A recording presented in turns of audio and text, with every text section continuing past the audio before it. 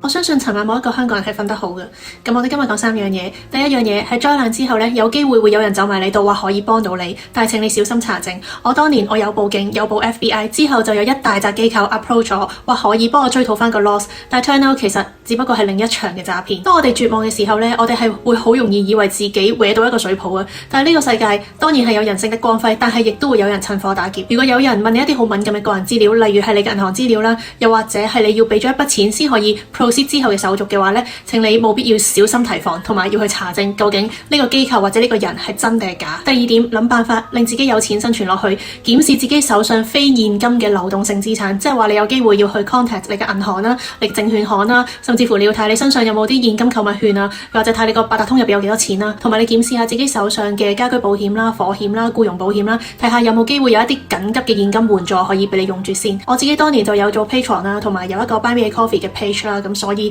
嗰陣時都有啲錢可以撳到出嚟用。第三點就係你嘅情緒，一夜之間乜嘢都冇晒嘅感覺，我係好清楚、好了解。就算我依家幾年之後已經完全企翻起身，但係諗翻起嗰陣時嗰一刻呢，我都係仍然係猶有餘悸嘅。我依然都會係幾年前喺 YouTube 上面講嗰句，就係你呢個時候要喊就喊，要瞓就瞓，盡量將個情緒釋放出嚟。崩潰總比抑壓好，因為如果你屈住屈咗個情緒病出嚟嘅話呢，之後壽命就好長噶啦。咁最後就係人生無常啦，希望我哋可以珍惜當下啦，同埋希望係我哋離開呢個世界之前嗰一刻，我哋過嘅生活都係我哋想過嘅，唔好帶有遺憾。